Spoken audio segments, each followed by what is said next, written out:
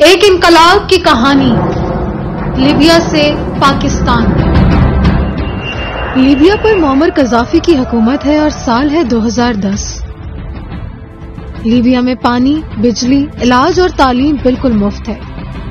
ملک سے باہر پڑھنا چاہیں تو 1600 یورو ماہانہ حکومت وظیفہ بھی دیتی ہے۔ لیبیا کی سرکار اپنا گھر ہر شخص کا حق مانتی ہے اور لوگوں کو گھر بنا کر دے رہی ہے۔ کاروبار کے لیے بلا سود قرضہ مل رہا ہے اور کھیتی باڑی کرنا چاہیں تو مفت 25 ایکڑ زمین اور ٹریکٹر ملتا ہے۔ شادی کریں تو نئی زندگی گزارنے کے لیے $50,000 اور بچہ پیدا کریں تو 2 سال تک دودھ پیمپر کا خرچہ بھی سرکار دیتی ہے۔ گاڑی فیکٹری ریٹ پر اور پیٹرول 8 سینٹ فی لیٹر مل رہا ہے۔ لیبیا میں تمام سڑکیں بالکل نئی بنائی گئی ہیں جن کی لمبائی فرانس اور جرمنی کی سڑکوں کی مجموعی لمبائی سے زیادہ ہے۔ لیبیا کا اپنا سیٹلائٹ پروگرام ہے اور وہ خلا میں خود اپنا سیٹلائٹ بھیج رہا ہے۔ معمر قذافی نے لیبیا کے صحرا کو سرسبز بنانے کے لیے دنیا کا سب سے بڑا نہری نظام بنایا ہے جس کو دنیا عجوبہ قرار دے رہی ہے۔ اس نہری نظام سے لیبیا کے کئی شہروں کو روزانہ 65 لاکھ کیوبک میٹر تازہ پانی مل رہا ہے۔ لیبیا افریقہ کا واحد ملک ہے جس پر کوئی بیرونی قرضہ موجود نہیں۔ لیبیا کے پاس $150 ارب کے زر مبادلہ کے ذخائر ہیں۔ ملک میں جرائم کی شرح نہ ہونے کے برابر ہے۔ عوام پرسکون اور خوش ہیں، لیکن اگلے 6 ماہ میں یہ سب کچھ محض ایک خواب بن کر رہ جائے گا۔ لیبیا میں عرب سپرنگ داخل ہو گیا ہے اور عوام اب جمہوریت اور آزادی کے نعرے لگا رہے ہیں۔ ان کو اچانک معمر قذافی غاصب اور ڈکٹیٹر لگنے لگا ہے۔ فیس بک پر معمر قذافی کے خلاف مسلسل نفرت انگیز مواد وائرل کیا جا رہا ہے۔ گو کہ انقلابیوں کی تعداد تھوڑی ہے لیکن اتنی ضرور ہے جس کو جواز بنا کر امریکہ اور مغرب انسانی حقوق کے نام پر لیبیا میں مداخلت کر سکے۔ امریکی اراکین کانگریس باغیوں کے حق میں بیانات جاری کر رہے ہیں، قراردادیں پاس کر رہے ہیں۔ مغرب نے لیبیا کی عوام کو آزادی دینے کا تہیہ کر لیا ہے اس معمر قذافی سے جس نے تمام مغربی کمپنیوں کو نکال کر لیبیا کے تیل کا کنٹرول لیبیا کی عوام کو دے دیا تھا۔ باغیوں نے فوج پر حملے شروع کر دیے، سرکاری گاڑیوں اور فوجی املاک کو جلایا جا رہا ہے۔ معمر قذافی کے حکم پر فوج نے بغاوت کو چلنے کے لیے سختی کی جس کے ساتھ ہی پوری دنیا میں واویلا مچ گیا۔ مغربی میڈیا اور سوشل میڈیا پر کوہرام مچ گیا کہ فوج عوام پر ظلم کر رہی ہے۔ فورسز کے مظالم کی جھوٹی داستانیں سوشل میڈیا پر بڑھا چڑھا کر پھیلائی جانے لگی۔ باغیوں کی ایک موت کو 10 بتایا گیا۔ انسانی حقوق کی تمام تنظیمیں حرکت میں آ گئیں۔ صرف چند ماہ پہلے تک مسیحا کہلانے والے معمر قذافی کو سوشل میڈیا اور مغربی میڈیا پر فرعون کہا جانے لگا۔ اس عظیم الشان پروپیگنڈا مہم نے لیبیا کی باقی عوام کو بھی کنفیوز کر دیا۔ کچھ باغیوں کا ساتھ دینے لگے اور کچھ حیران ہو کر خاموش ہو گئے۔ امریکہ کو لیبیا پر براہ راست حملے کا جواز مل گیا۔ وہ باغیوں کی مدد کے لیے خانہ جنگی میں کود گیا۔ یہ مارچ 2011 کے مناظر ہیں۔ امریکہ اپنے اتحادیوں کے ساتھ مل کر لیبیا پر بمباری کر رہا ہے۔ باغی امریکی بمباریوں پر خوشی سے نعرے لگا رہے ہیں۔ اس جنگ میں مقامی انقلابی، القاعدہ جیسی دہشت گرد تنظیمیں اور مغربی اتحاد ایک پیج پر ہیں۔ انقلابی امریکہ کے ساتھ مل کر فتح کے نعرے لگا رہے ہیں۔ معمر قذافی کو پکڑ کر بری طرح مارا جا رہا ہے۔ پھر اس کو گولی مارنے لگتے تو وہ گولی مارنے والے سے پوچھتا ہے کہ تم مجھے کیوں مارنا چاہتے ہو؟ ان کے پاس کوئی جواب نہیں ہوتا، بس وہ سارے مل کر زور زور سے قہقہے لگاتے ہیں اور معمر قذافی کو گولی مار دی جاتی ہے۔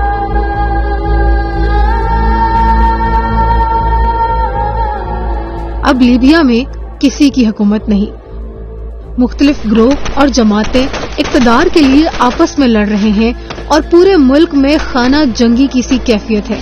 بجلی، تعلیم اور علاج اب پیسوں پر بھی دستیاب نہیں۔ ملک میں خوفناک بے روزگاری آ چکی ہے اور لوگ ایک دوسرے کو لوٹ رہے ہیں۔ لیبیا کی چمکتی ہوئی سڑکیں اور خوبصورت عمارات اب کھنڈر بن چکی ہیں۔ لیبیا کے تیل کے ذخائر اب پھر سے مغربی کمپنیز نکال رہی ہیں۔ वहाँ लीबिया की आवाम सिर्फ मजदूर बनकर काम कर रहे हैं। लीबिया के 150 अरब डॉलर के फॉरेन रिजर्व्स पर मगरिब ने कब्जा कर लिया है। शायद ये उस आजादी की कीमत वसूल की है जो उन्होंने लीबिया की आवाम को दी। लीबिया को आजादी मिल गई है, लेकिन वहाँ अब कुछ नहीं बचा। जिन लोगों ने बगावत की क़यादत की थी, उनकी बड़ी तादाद मगरिब ममालिक में शहरियत ले चुकी है, और जो कुछ लीबिया में हुआ वही सब शाम, इराक, मिस्र और यमन में भी हुआ। आजादी और जमहूरियत के नाम पर इन सब को खंडर बना दिया गया। वहाँ के लोग इस नाम नेहाद आजादी से पहले के दौर को याद करते हैं। أمريكا هي اللي تسبب الفوضى اللي في ليبيا. طيحت قدافي مدارس بديل، خلتنا فوضى حرب في بعضنا. قدافي نو أمريكا تو هذا كلهم. Now you would take Gaddafi back? أنا قتلت في جبهة زندان، في جبهة بن وليد ضد قدافي. ناو كان في قدافي، أنا في قاتل مع قدافي. अरब स्प्रिंग की कामयाबी की खुशी में सदर बाराक ओबामा ने फेसबुक के मालिक मार्क जुकरबर्ग के लिए व्हाइट हाउस में एक खसूसी ज़ियाफत का एहतमाम किया। वहाँ वो अरब स्प्रिंग में सोशल मीडिया के खसूसी किरदार का एतराफ करते हुए मार्क जुकरबर्ग का शुक्रिया अदा करते हैं। अरब स्प्रिंग की लपेट में आने वाले कई ममालिक खंडर बन गए, लेकिन एक मुल्क बच गया था, पाकिस्तान।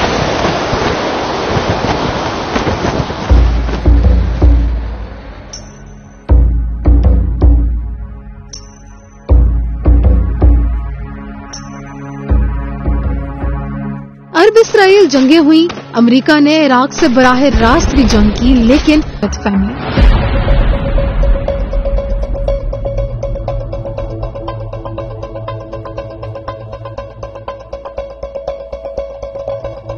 अब हम देखते हैं कि पाकिस्तान को लीबिया बनाने के लिए साजिशों के बीज कब और कैसे बोए गए। गोल्डस्मिथ और इमरान खान का पाकिस्तान पर हमला कोई एक दिन की बात नहीं, बल्कि दहाइयों पर मुहित मरहलावार साजिशों की एक दास्तान है। इन साजिशों को समझने के लिए 4 मराहिल का तफसीली जायजा बहुत जरूरी है। पहले मरहले में साजिशों की जड़ें मजबूत करना था, जिसके लिए इमरान खान का चुनाव और तैयार किया गया। दूसरे मरहले में साजिश को तकवीयत देने के लिए इमरान खान को अवतार का दर्जा देने का आगाज हुआ और उसकी मीडिया कैंपेन का आगाज हुआ। तीसरे मरहले में साजिश को अमली जामा पहनाते हुए पाकिस्तान में अदम इस्तेहकाम फैलाया गया। चौथे और आखिरी मरहले में इंतशार और खाना जंगी को परवान चढ़ाने की सर तोड़ गर्ज इमरान खान के सियासी करियर में कई ऐसे लोग कत्ल हो गए जिनका कत्ल होना इमरान खान के लिए जरूरी था। हत्ता कि अब्दुलसत्तार ईदी ने ये इंकशाफ भी किया था कि इमरान खान ने मुझे अगवा करके कत्ल करने की धमकी दी थी। बेनजीर को हटाना चाहता था, लेकिन मेरे कंधे पे बंदूक चला के हटाना चाहता। मैं इनको इनकार कर। कौन था उस ग्रुप में? इमरान खान ऐसे ग्रुप। मुझे कहा आखिरी में आप नहीं आएंगे तो हम आपको उठा के ले जाएंगे और बयान दे देंगे। वाज़ेह रहे कि इमरान खान ने इक़्तिदार के हसूल की पहली कोशिश परवेज मुशर्रफ की मदद से की। इमरान खान ने परवेज मुशर्रफ को वोट दिया और इसके लिए मुहिम भी चलाई। तब इमरान खान को उनके डिक्टेटर होने या अमरीकी इत्तेहादी होने पर कोई एतराज नहीं था, लेकिन दोनों में सीट एडजस्टमेंट नहीं हो सकी। जब 2002 इलेक्शन आ रहे थे तो the seat adjustment, how many seat should his party have, हमने जो चेक किया था वो पार्टी में उन्होंने कहा था कि 4-5 सीटें इनकी हैं, वो देने मैंने इनको ऑफर किया 8-10 डबल करके। ही thought that there is a ग्राउंडस्वेल and he needed about 90 to 100। There was a lot of difference between Imran Khan ने आपसे 100 सीटें मांगी थी। Yes 92 he said thought that इतना उनकी सपोर्ट है, which was not correct. On ground ये बात नहीं थी। जिसके बाद इमरान खान परवेज मुशर्रफ के खिलाफ हो गया। इस दौर में इमरान खान ने कई मकबूल नारे लगाए, मसलन मैं आफिया सदीकी को वापस ले आऊंगा, ये जंग अमरीकी मफाद की है, वगैरह वगैरह, लेकिन मतलूबा पजीराई ना मिली। साल 2011 में इमरान खान ने एक नया नारा लगाया। ऐसे जलसे और नारे लोगों की तवज्जो मबजूल करवाने में कामयाब होने लगे। इमरान खान ने तब्दीली का नारा, रंग बिरंगा झंडा और कौंसल टाइप जलसों का आइडिया बाराक ओबामा से लिया था। इसी दौर में पाकिस्तान के तुलो अर्ज में लोग सोशल मीडिया से जुड़ गए। इमरान खान ने अपनी सारी तवज्जो और सरमाया सोशल मीडिया पर लगाना शुरू कर दिया और वहाँ हर तरफ इमरान खान नजर आने लगा। हमारी पार्टी पावर में आई सोशल मीडिया की वजह से, लेकिन इंशाअल्लाह जिस तरफ अब पाकिस्तान निकल गया है, आपको मैं खुशखबरी ये देना चाहता हूँ कि बड़ी जल्द आपके सामने एक नया पाकिस्तान आएगा। इसी दौर में इमरान खान को एस्टेब्लिशमेंट के कुछ हिस्सों की हिमायत भी हासिल हो गई थी।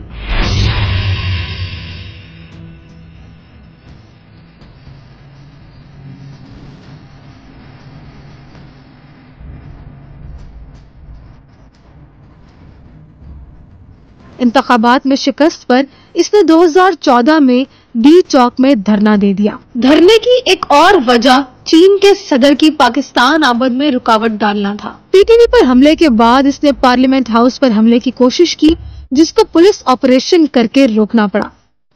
पुलिस ऑपरेशन के बाद इमरान खान कंटेनर पर तन्हा रह गए और बहुत इम्कान था कि गिरफ्तार हो जाते।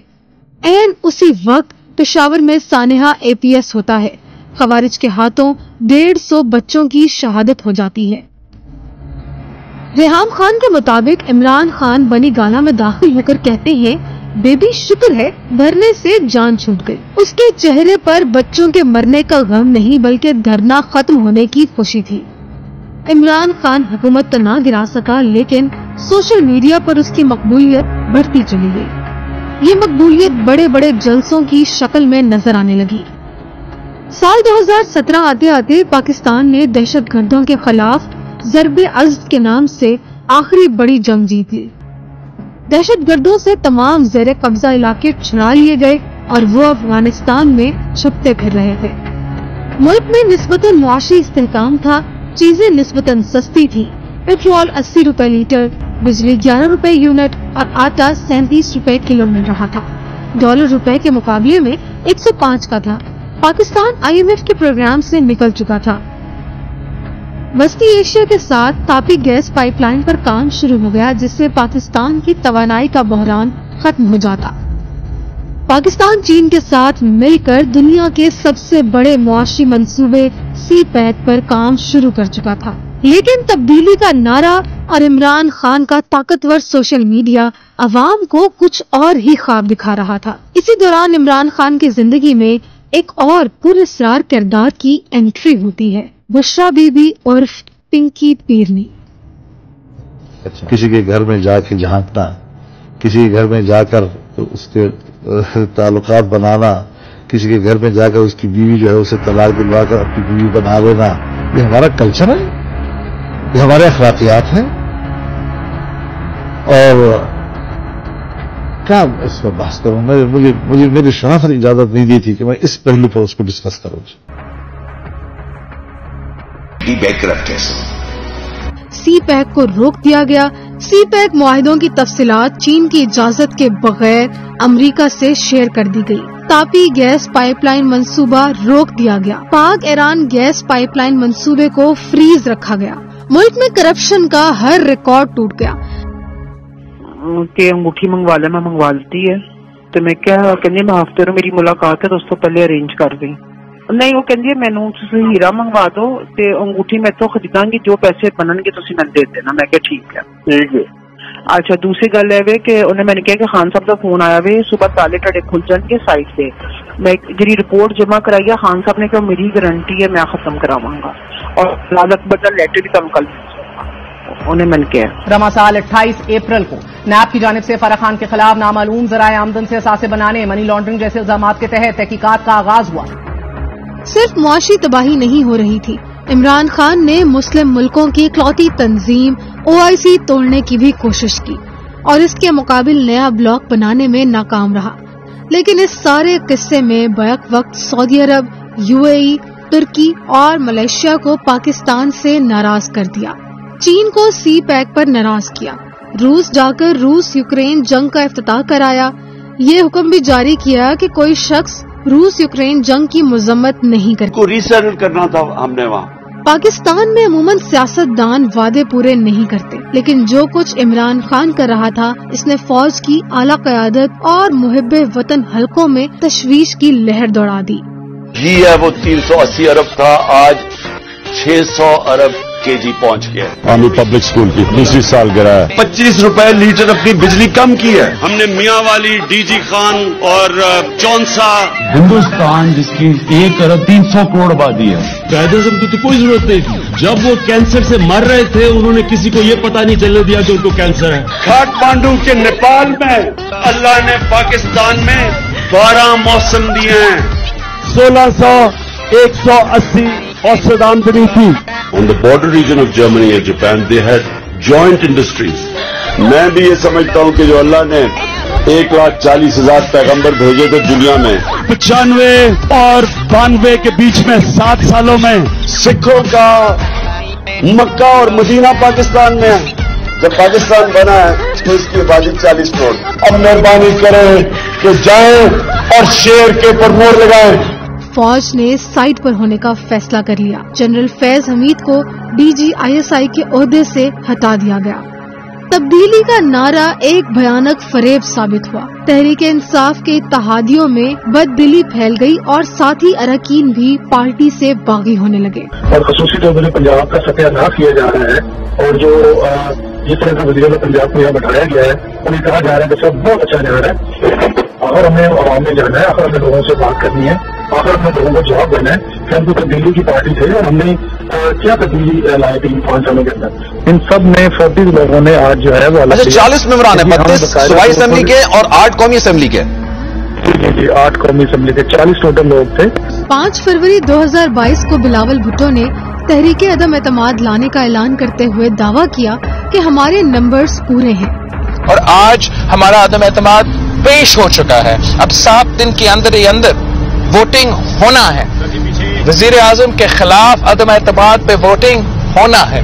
कोई रास्ता नहीं है कि खान साहब इस प्रोसेस से भागे, कि खान साहब इस प्रोसेस से बचे। 8 फरवरी को MQM और बाप पार्टी ने हुकूमती इत्तेहाद छोड़ने का इंदिया दे दिया, जबकि 17 फरवरी को इमरान खान ने दावा किया कि हमने तहरीक अदम एतमाद से निपटने की हिकमत अमली तैयार कर ली।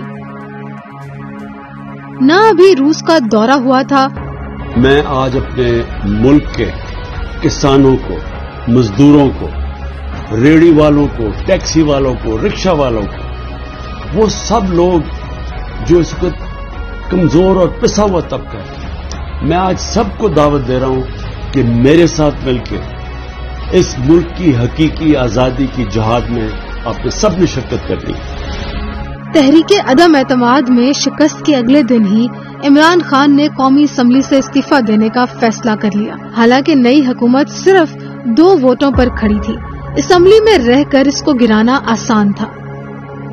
25 मई को इमरान खान ने इस्लामाबाद की जानिब लॉन्ग मार्च किया। इसमें हुकूमत नए इंतखाबात पर रजामंद हो गई तो इमरान खान ने शेखी मारी कि हुकूमत को 6 दिन का टाइम देता हूँ वरना दोबारा आऊंगा। इमरान खान के इस बयान के बाद PDM हुकूमत अड़ गई। इसके बाद दोबारा इसने जनरल बाजवा से मदद मांगी और बदले में ताहयात एक्सटेंशन की पेशकश भी की। इमरान खान साहब ने कहा था कि अगर मामला एक्सटेंशन का ही है तो एक्सटेंशन तो हम भी दे सकते हैं आपको। अक्टूबर में पाकिस्तान के मशहूर एंकर अरशद शरीफ को नैरोबी पुलिस गोलियां मारकर शहीद कर देती है। इमरान खान और इसकी सोशल मीडिया टीम ने फौरी तौर पर कत्ल का इल्जाम फौज पर डाल दिया। अरशद शरीफ PTI KP हुकूमत के थ्रेट अलर्ट पर दुबई गया। वहां से वो PTI रहनुमा और इमरान खान के साथी की फरमाइश पर उसका मेहमान बनकर कीनिया गया, जहां उसी के घर और फार्म हाउस में रहा। मेरे पास ये जो दस्तावेजात पड़े हैं इनमें वो फॉरेन फंडिंग की तफसीलात दर्ज हैं जो पाकिस्तान तहरीक इंसाफ को आती है। इसमें बहुत से ओवरसीज पाकिस्तानीज भी हैं। आप नाम जो स्क्रीन पर अपने देख रहे हैं बैरी सी स्नैप्स, अगर हमारे प्रोड्यूसर दिखा सकें, इनकी ज्यूइश डायरेक्टरी में भी लिस्टिंग है। और इसके साथ साथ इसी के अगले सफ़े पे हम देखते हैं इंदर दोसान, ये आप देख सकते हैं ज्यूइश रेफरल सर्विस, वहां पे ये वकालत भी करते हैं। पाकिस्तान तहरीक इंसाफ की हुकूमत ने बाज़ाब्ता तौर पे कशकोल उठा लिया।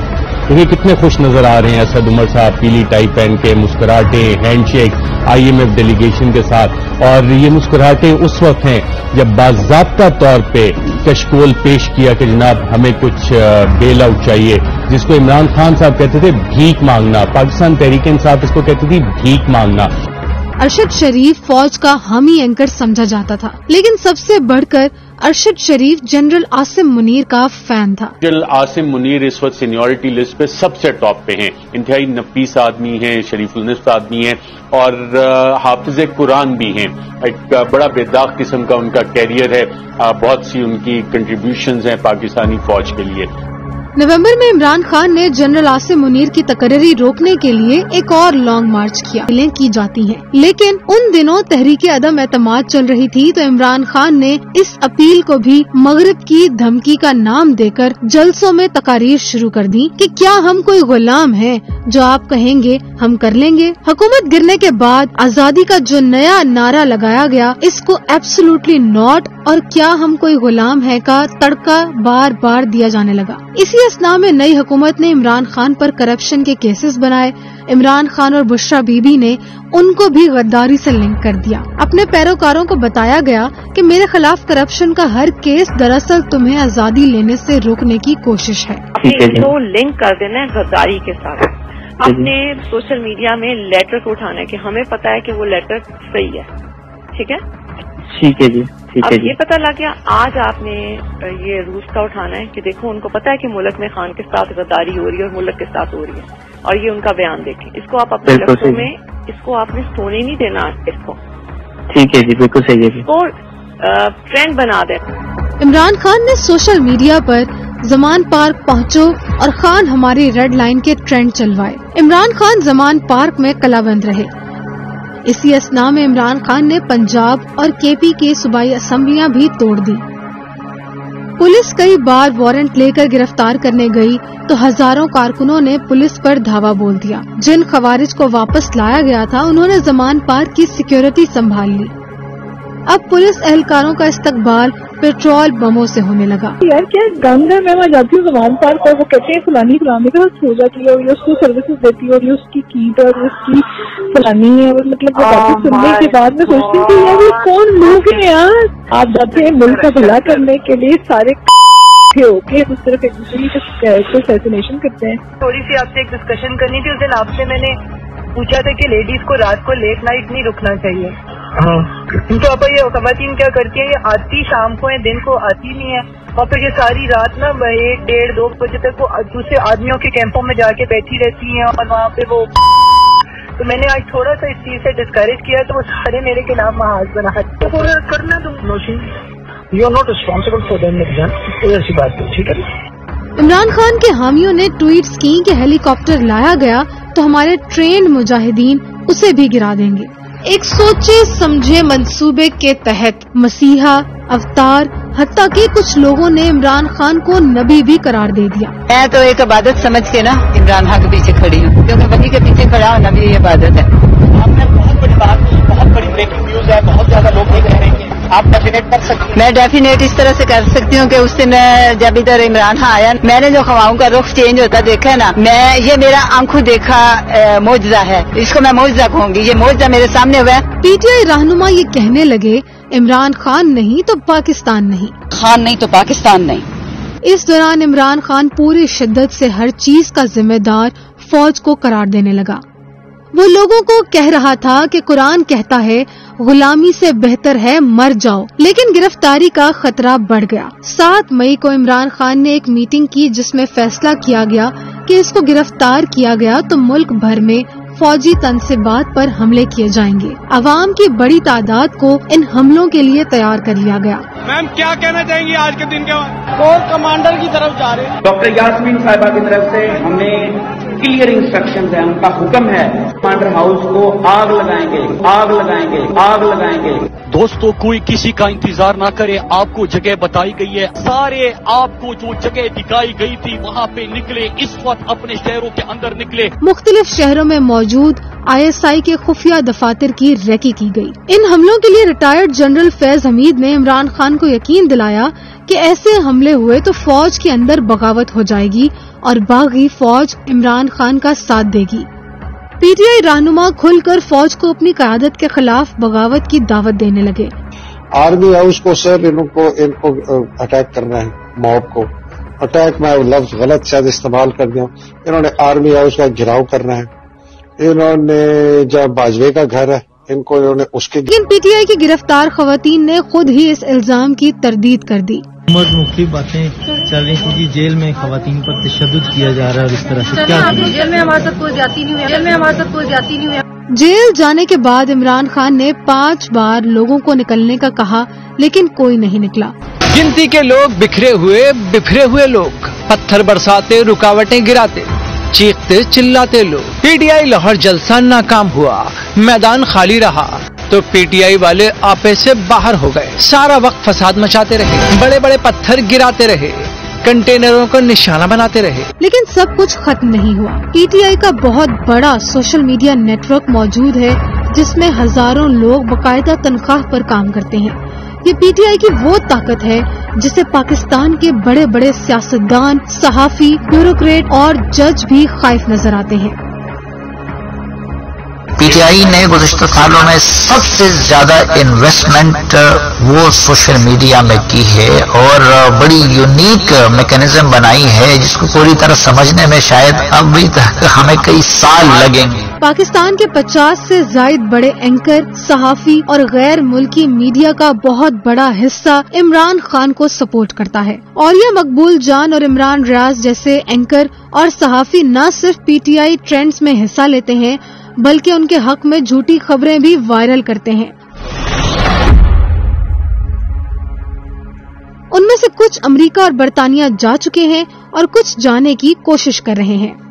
عدلیہ میں ججز کی ایک بڑی تعداد عمران خان کی حامی ہے، وہ عمران خان کے حق میں ایسے فیصلے کر رہی ہے جو آئین اور قانون کی کسی کتاب میں نہیں لکھی۔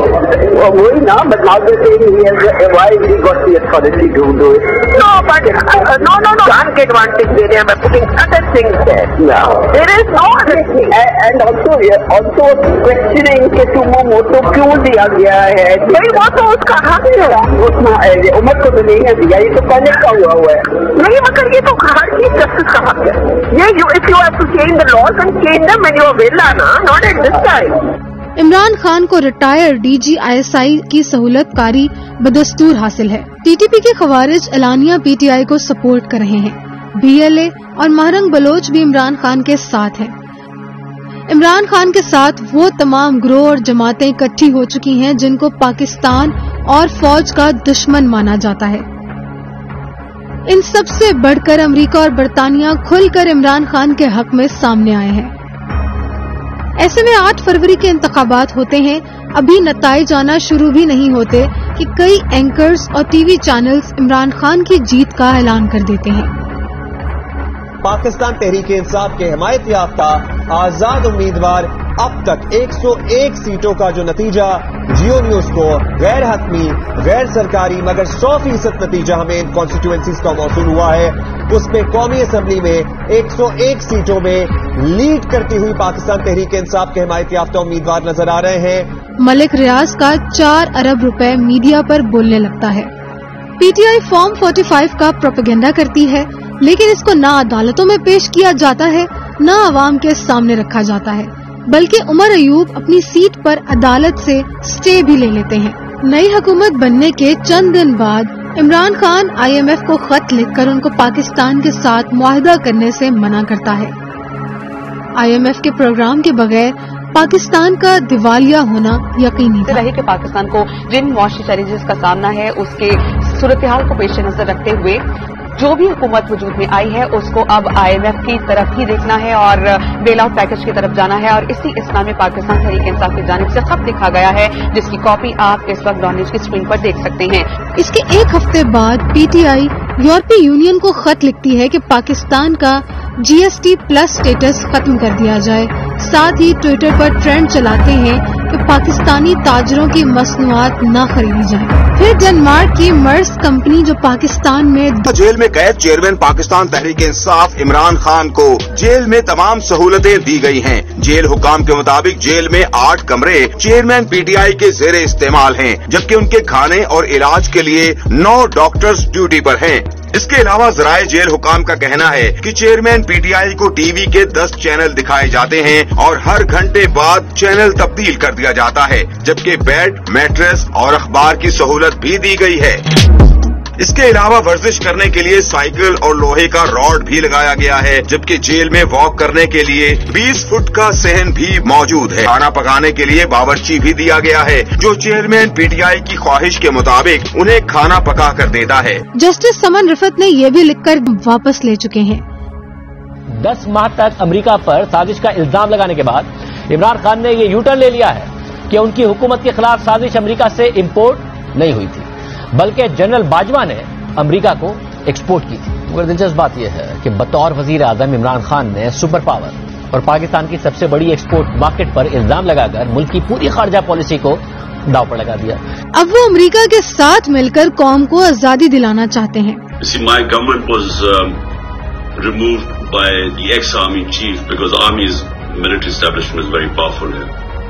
So he conspired with the people who are in power right now, and a lot of the army is powerful, the secret agencies, so they're toppled by government. So we would appreciate here, because it makes a lot of it goes a long way when someone like you, Maxine, when you give a statement. We just want a statement highlighting what is happening, and that would really help us.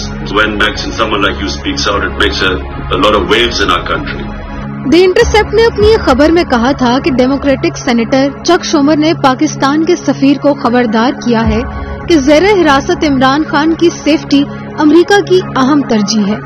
امریکی کانگریسی رہنما اور فلسطینیوں پر atom bomb گرانے کے حامی Brett Sharmeen نے عمران خان اور P T I کے حق میں امریکی وزیر خارجہ اینٹونی بلنکن کے نام خط لکھا۔ امریکہ کے ایوان نمائندگان نے عمران خان کے حق میں قرارداد منظور کی۔ قرارداد کے حق میں 368 اور مخالفت میں صرف 7 ووٹ پڑے۔ یہ امریکہ میں آج تک کسی مسلمان رہنما کے حق میں نہیں ہوا تھا۔ عمران خان نے نو منتخب برطانوی وزیر اعظم سے بھی مدد مانگ لی، جس کے جواب میں پاکستان میں تعینات بدنام برطانوی سفیر جین میریٹ متحرک ہو چکی ہیں۔ اسرائیل نے اپنی تاریخ میں پہلی بار پاکستان میں کسی جماعت کے حق میں قرارداد پیش کی ہے۔ پاکستان اور اسرائیل کے درمیان تعلقات کے لیے بانی پی ٹی آئی موضوع شخص ہیں۔ اسرائیلی اخبار کا دعویٰ ٹائمز آف اسرائیل نے لکھا کہ بانی پی ٹی آئی نے گولڈ اسمتھ فیملی کے ذریعے اسرائیلی حکام کو پیغامات بھیجے۔ یروشلم پوسٹ نے اسرائیلی اخبار ٹائمز آف اسرائیل کے دعووں کی تصدیق کرتے ہوئے بانی پی ٹی آئی کو اسرائیل کا حمایتی قرار دے دیا۔ یروشلم پوسٹ کے مطابق بانی پی ٹی آئی اسرائیل کے ہم خیال سیاستدان، اسرائیل کے حامی اور فوج کے مخالف ہیں۔ عمران خان کے حق میں مغربی کی مقبولیت کو دیکھتے ہوئے انہوں نے علی امین گنڈاپور کے ذریعے ایک اور 9 مئی کروانے کی 3 کوششیں اوپر نیچے کی۔ پہلے 8 ستمبر سنگجانی جلسے میں اوٹ پٹانگ حرکتیں کی، پھر 21 ستمبر کو لاہور کانا میں اور 5 اکتوبر کو اسلام آباد دھرنا۔ پنگا مت لینا، بینڈے چھوڑو، پنگا مت لینا، خدا کی قسم پنگا لیا تمہارا وہ حال کریں گے کہ تمہیں بنگلہ دیش بھول جائے گا، چھپنے کی جگہ نہیں ملے گی تمہیں۔ اب سب تیار ہو؟ لیکن ان تینوں موقعوں میں ریاست نے انتہائی بردباری اور تحمل سے کام لیا اور لیبیا 2.0 ہونے نہیں دیا۔ حامی ججز کی ایک بڑی تعداد ہونے کے باوجود انصاف کی چکی آہستگی کے ساتھ گھوم رہی ہے، جس میں پی ٹی آئی کو اپنا بہت کچھ پستہ نظر آ رہا ہے۔ جماعت بہت بری طرح ٹوٹ پھوٹ کا شکار ہے۔ جیل ذرائع نے علیمہ خان، بشرا بی بی اور ان کی بیٹیوں میں تکرار کی تصدیق کرتی ہے۔ اس موقع پر بشرا بی بی اور علیمہ خان میں سخت جملوں کا تبادلہ ہوا۔ 5 بار عمران خان اپنے جلسے کینسل کروا چکا ہے۔ عمران خان اور پی ٹی آئی شدید اضطراب کا شکار نظر آ رہے ہیں۔ شاید پاکستان کے نصیب میں لیبیا یا عراق بننا نہیں لکھا، اور یقیناً پاکستان اس سازش پر غالب آ رہا ہے۔ جب ہم آپ کے روشن اور چمکتے چہرے دیکھتے ہیں، آپ کی آنکھوں کی چمک دیکھتے ہیں، تو ہمیں یقین ہو جاتا ہے کہ ہمارا مستقبل، اس پاکستان کا مستقبل، وہ مضبوط ہاتھوں میں، افراد کے ہاتھوں میں ہے، اقوام کی تقدیر۔ ہر فرد ہے ملت کے مقدر کا ستارہ۔